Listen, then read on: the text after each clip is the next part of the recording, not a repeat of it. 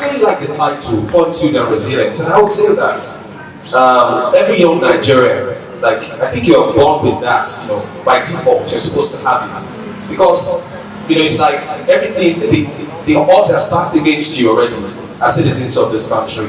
From the moment you're born to when you get to this level. And I would say that this level that we're all in now, many of us are young, some of us are still in school, some of us have graduated, some of us are yet to go and serve and everything. So some of the key decisions of our lives should be made at this point. And a lot of us will get confused, and that's the truth. I like Balogun Danjuma, I call him Danjo, I know him very well. It was very realistic, because a lot of us will get confused as to what we want to do, where we want to go next, masters. I mean, master's degree is like the thing now. Everyone, goes for a master's degree immediately after, leaving service and everything. Not because they necessarily want to go for that master's, because they want to stay, they don't want to stay at home. So, I'm saying this because I'm not here to motivate you, of course, but I'll still, do a bit of motivation and then get into what I'm here to talk about. I'm saying this because Fortitude and Resilience is something that has continued to keep me going, because I'm not where I want to be, obviously, but I feel like I'm on the right track in my journey. And my journey for me, it started, many years ago. Of course, growing up, I wanted to be a lawyer, back in the day when they ask you what you want to become in future, someone will say doctor, engineer, and everything. So I wanted to be a lawyer. So I remember back then in school, all the essays I would write lawyer, and I also remember that my teachers used to write my report sheet at the time that is a talkative. So at every point, when they write names of non-speakers and everything, I was always number one, I would go home because they used to beat a lot. I don't know about schools of nowadays, they used to beat a lot then. So I'll go home, my mom will see scars on my body, and then she'll ask, what happened? They say, about toxic lots, So, and then growing up, I knew that I wanted to be a lawyer, but I'm not a lawyer now. At that time, I remember that my dad, he's late now, he had this short wave of radio. So every morning we used to listen to the BBC World Service. So I would wake up, I would maybe while getting ready for school, I used to hear him, I used to listen to the radio with him. So I would listen to all sorts of things from their sports reports, the news, everything. So I didn't know that was preparing me for someone I was going to become in future. I just knew that I liked the way these people sounded on radio. I used to tell myself that I wish I could hear my voice on the radio one day. So I saw that dream then. Because I saw it and I believed in it, it's happening for me now. That's just to reference what she said earlier about seeing it and believing it before it can happen to you. So I'm here today to talk about the media. Obviously, that's my constituency, and how the media can drive social change. By the way, I had prepared for something else. This is like the second time I'm changing my topic.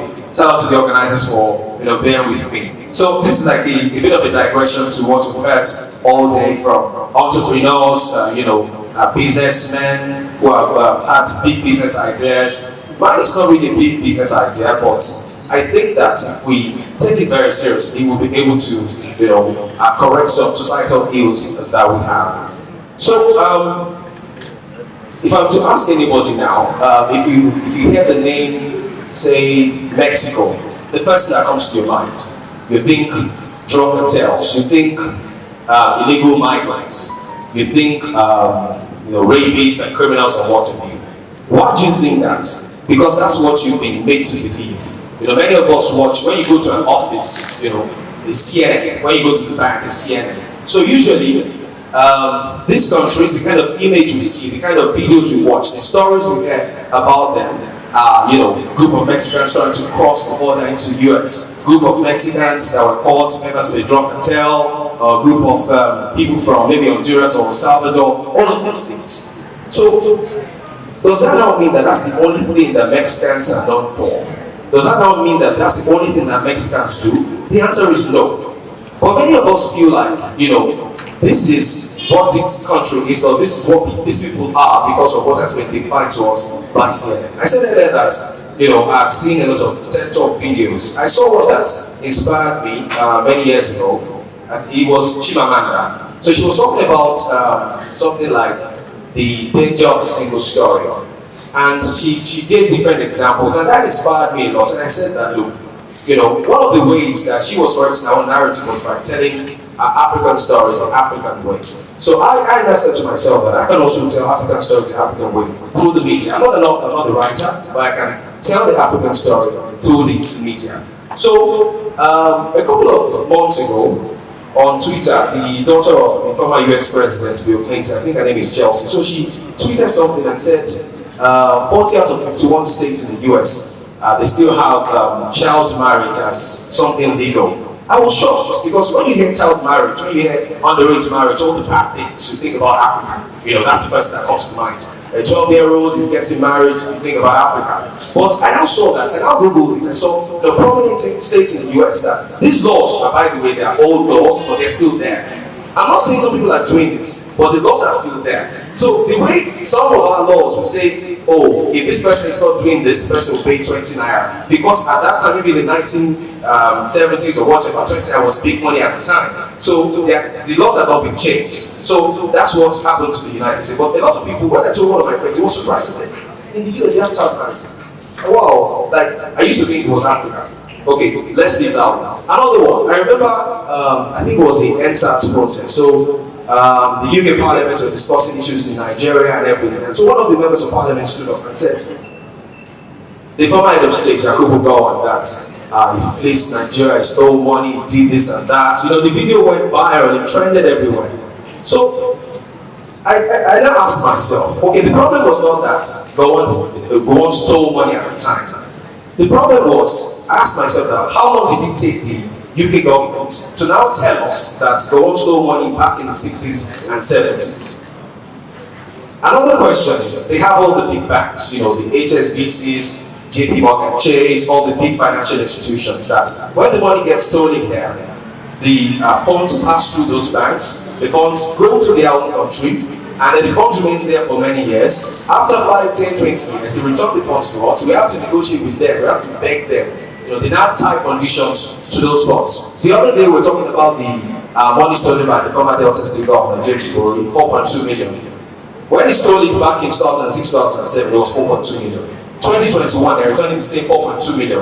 Delta State and federal government are fighting over the 4.2 million. But the question is, when the money was stolen in 2007, why didn't they talk? Is the value of 4.2 million pounds the same as 4.2 million pounds now? Where's the interest? Where's the dividends of the investment? Because I take it as an investment. So these countries will come out now, and then every year they release list of most corrupt countries in the world. Nigeria will be there. Ghana will be there. African countries will be there. Their own country will not be there because they define the narrative for us, and we have chosen to believe. I'm not saying we don't have corruption. I'm not saying we don't have poverty, we don't have all this. Of course we do, but that's not the only thing that we have. Another example, Kiki Monty. Everybody there knows Kiki Monty. Yeah. She did a fantastic job with the whole sexual harassment, exposing and everything. But before Kiki Monty, there was a young lady called Monica Osaki in the Bafadawolo University. She went into a lecture. I don't know anybody who knows that story. Thank you very much. She went into the lecturer's office, recorded him and everything, exposed that lecturer. Lecturer was convicted. I think he's still serving in jail term right now. But nobody really talked about her. Nobody really talked about sexual harassment or sex or rape as BBC tagged it. Until Kiki Monty did that, investigative reports and everything. And they made it look like we didn't know that we had a problem.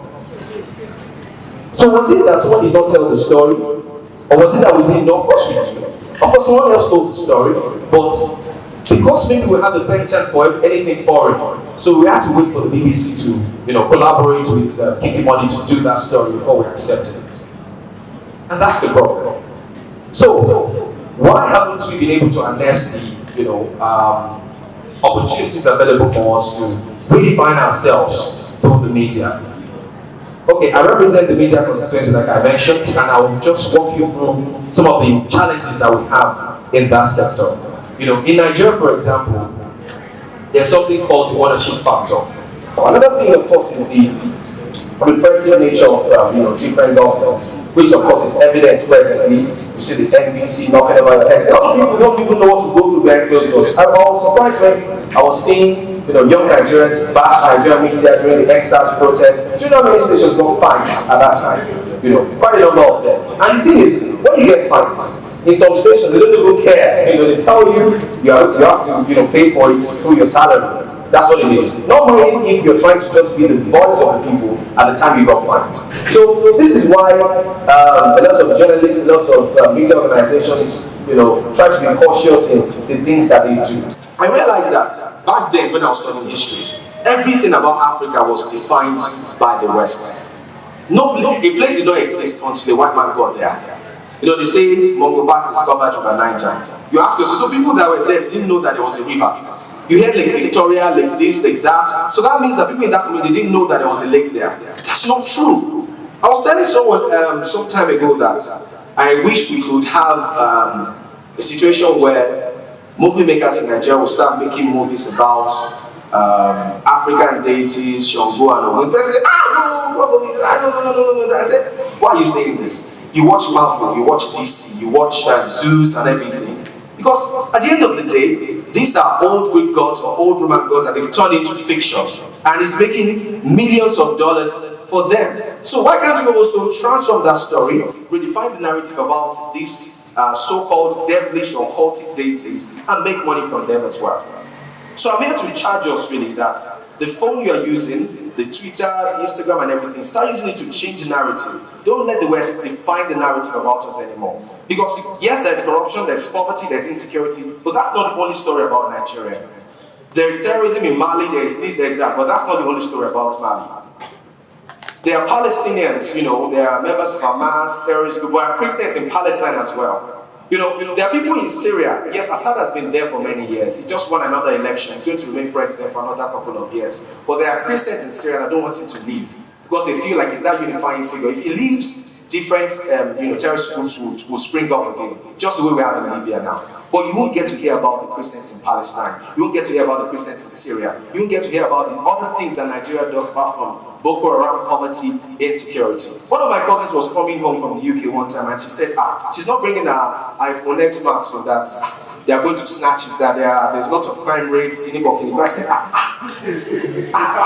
me too, I'm using an iPhone XR now. I'm not saying there are no thieves. I'm not saying that there are no bandits or kidnappers, but that's not the only story about Nigeria. So use your phone, use your social media to change the narrative. And I'm going to say this. My name is Oloruntoba Yusuf. Thank you so much for coming to my TED Talk.